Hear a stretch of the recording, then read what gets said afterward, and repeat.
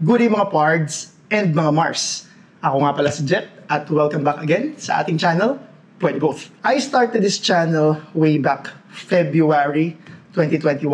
Exactly 4 years from now with more than 200 video uploads and still growing kasi nag-enjoy nga tayo at libangan natin with contents and video uploads of rides, joyrides, and builds ng mga project cars and bikes natin. Sharing riding and adventure stories, as well as build frustrations and learnings natin, which is a lot. For 4 years, sinamahan niyo ako. And for that, thank you so much mga Pards and mga Mars for your support. But now, after 4 years, I realized siguro it's time na mag-level up. Sa dami ng project cars and bikes natin, na-realize ko, bakit ko nga ba ito ginagawa? Aside sa fulfilling dreams, by the way, shout out Power of Dreams, knowledge, and matutong magmekaniko na siyang ating retirement plan, di ba advance mag-isip? Natutulog at nakatambak lang, resulting to nasisira lang. Bikes and cars are meant for what nga ba? Garage queen or display nga lang ba? We are proud Pinoy. Mahal natin ang Pilipinas. Although minsan mahirap kang mahalin.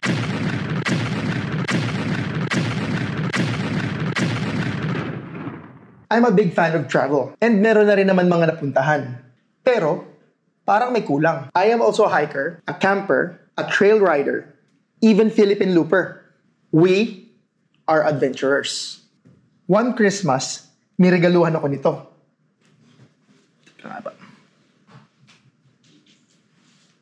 Ayan. This is a big inspiration.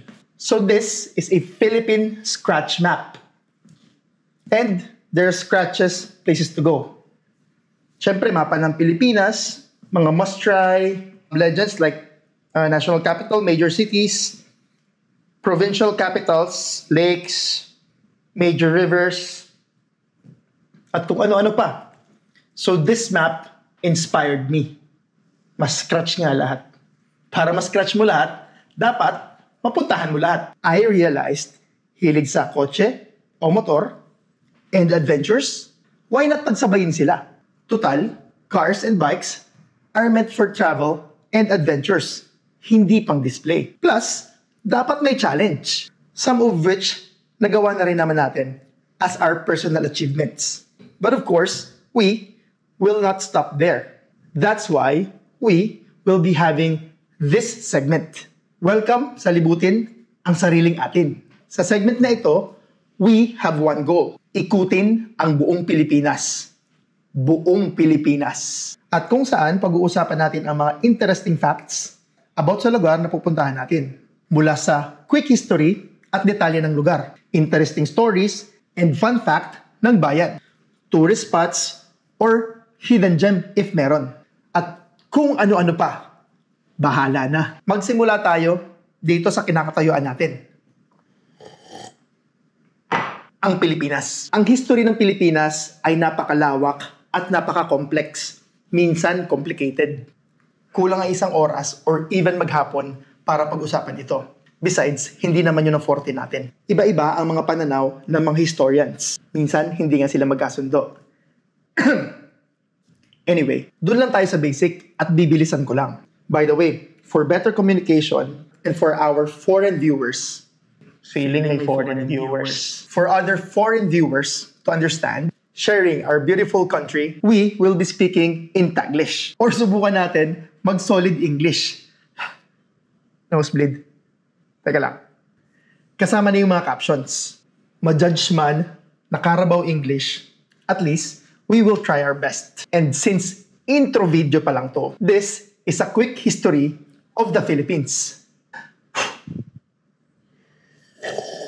Pre-colonial era, the Philippines was home to Austronesian peoples who lived in barangays led by datus. Trade flourished with China, India, and neighboring regions. Islam spread in the 14th century, especially Mindanao. During Spanish colonization, March 17, 1521, Ferdinand Magellan, a Portuguese conquistador, arrived making European contact but was killed by Lapu-Lapu in the Battle of Mactan. 1542, Ruy Lopez de Villalobos named the island Las Islas Filipinas in honor of King Philip II of Spain. 1565, Miguel Lopez de Legazpi established the first Spanish settlement in Cebu, starting over 300 years of Spanish rule. Roman Catholicism replaced indigenous beliefs. During Philippine Revolution, inspired by the nationalists like Jose Rizal, our national hero, and revolutionaries like Andres Bonifacio, Filipinos revolted against Spanish rule. Independence was declared on June 12, 1898 by Emilio Aguinaldo. During American period, the Philippines was ceded to the US after the Spanish-American War, sparking the Philippine-American War, which is another story by the way, from 1899 to 1902. Under US rule, education and infrastructure improved. The Philippines became a commonwealth in 1935 with plans for independence.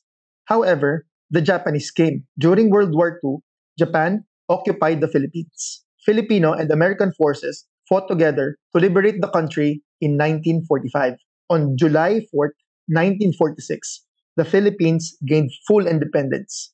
The country experienced political challenges, including martial law and the People Power Revolution. Today, the Philippines is a democratic republic with a vibrant culture and economy. May kulang ba? Siyempre. Again, masyadong malawak ang Philippine history. Paubayan na natin yan sa mga historians or sa mga content creators na nagpo-focus sa history. Here's some interesting facts about the Philippines. We are archipelago nation. The Philippines has 7,641 islands, making it the world's second largest archipelago after Indonesia.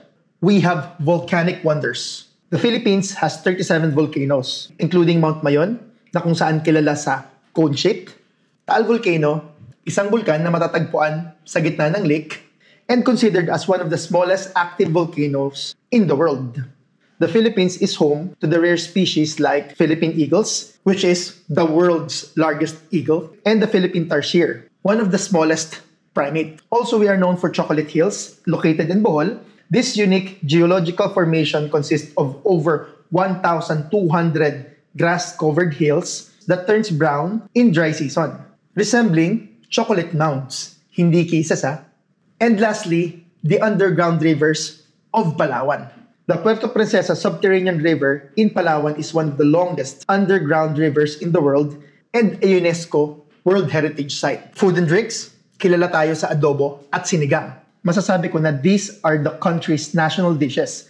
Adobo, a savory meat dish, while sinigang is a tangy tamarind soup. Next is balot, or balut. A fertilized duck egg, balut is a famous Filipino delicacy and a must-try for adventurous food lovers. And lastly, meron tayong halo-halo, a colorful dessert made of shaved ice, white beans, fruits, jellies, and topped with leche flan or ice cream. Some other facts: English proficiency. Since sinakop tayo ng US, the Philippines is one of the largest English-speaking nations in the world, making it a popular destination for international business and education.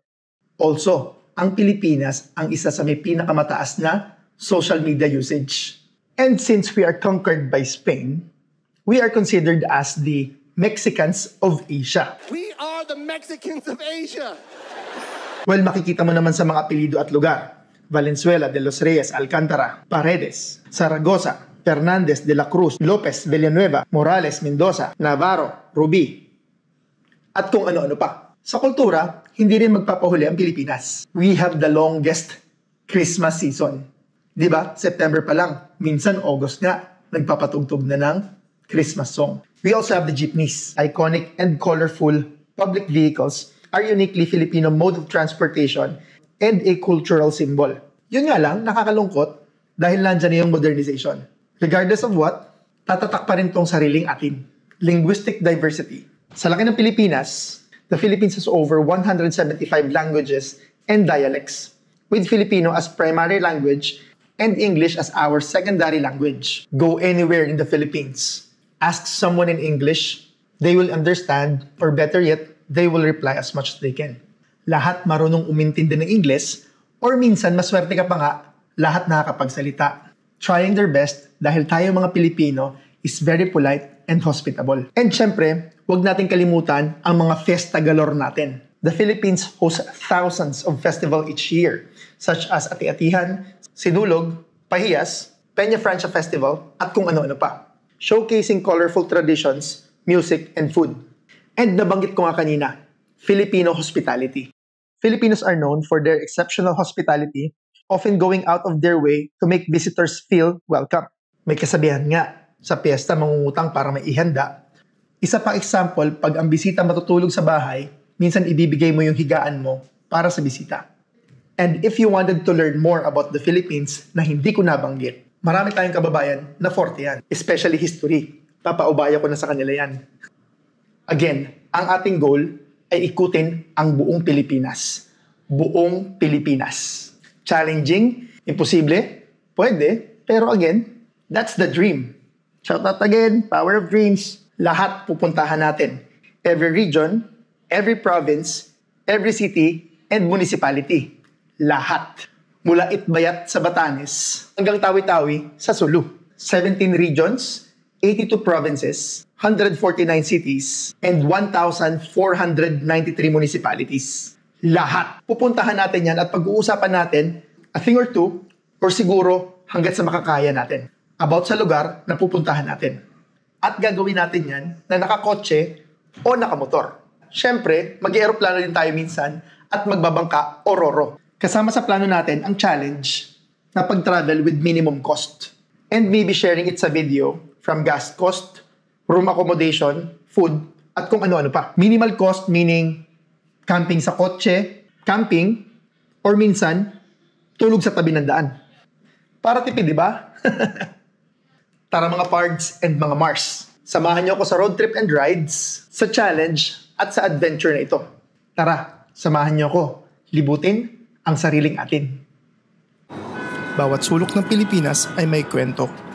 Mula sa tuktok ng bundok, sa malalayang pulo, hanggang sa makulay na kalsada ng mga lungsod. Merong isang hindi natatapos na paglalakbay. Ito ang hamon ng bawat Pilipino.